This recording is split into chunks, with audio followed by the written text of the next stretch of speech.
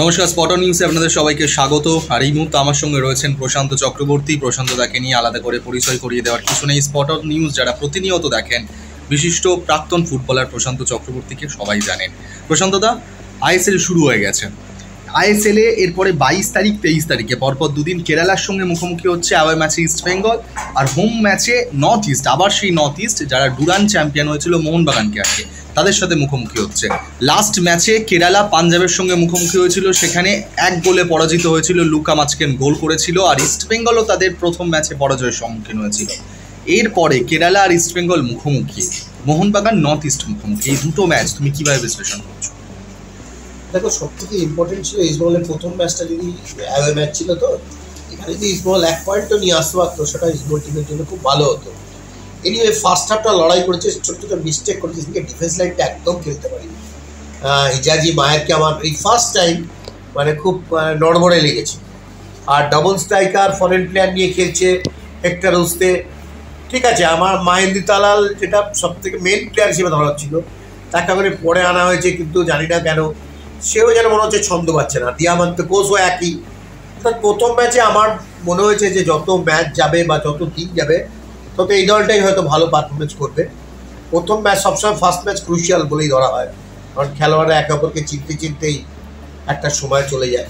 Anyway first ম্যাচের জন্য আমি বলবো ঠিক আছে, সব ছেড়ে যদি ইস্টবেঙ্গলের মতো মানসিকতা নিয়ে কেরালা ব্লাস্টার্সের সাথে খেলে, আমি মনে করি যে এবছর ইস্টবেঙ্গল টিমটা যথেষ্ট ব্যালেন্স এবং ভালো দল হয়েছে। কিন্তু যেভাবে হোক মাঠে নিজেদেরকে প্রমাণ করতেই হবে। আর যদি তুমি মোহনবাগানের কথা বলো, তাহলে মোহনবাগান ফার্স্ট ম্যাচটা 2 গোলে এগিয়ে থেকে ছোটো ছোটো দুটো সিলি মিস্টেক করে। মিস্টেক লাস্ট গোলটা ডিফেন্সিভ থার্ডে, অর্থাৎ যে ডিফেন্সের সামনে যে ব্লকার হিসেবে যার থাকার কথা কেউ ছিল না। অর্থাৎ সেকেন্ড বলটা উইন ওরা করেছে, প্লেসমেন্টটা দারুণ করেছে, করে 2-2 হয়ে গেল। ডিফেন্স নিয়ে কাজ করতেই হবে, শুধু ডিফেন্স না, মাঝমাঠে সিডিএম জায়গাটাও কিন্তু কাজ করতে হবে মোহনবাগানের জন্যে। নুনো এসে গেছে, নুনোকে কতটা কীভাবে ব্যবহার করেন মালিনা, সেটাও দেখা।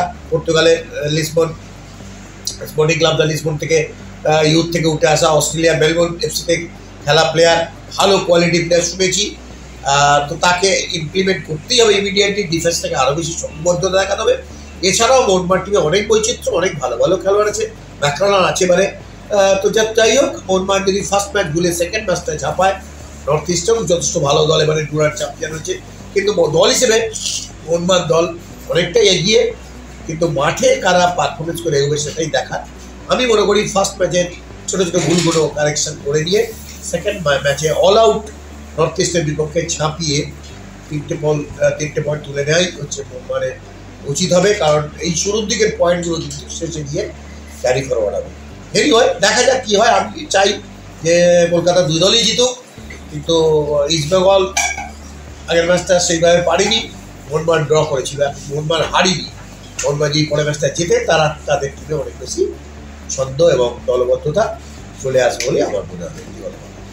প্রশান্তদা, অসংখ্য ধন্যবাদ এই মূল্যবান বিশ্লেষণটা স্পটন নিউজের ক্যামেরায় তুলে ধরার জন্য। ধন্যবাদ প্রশান্তদা।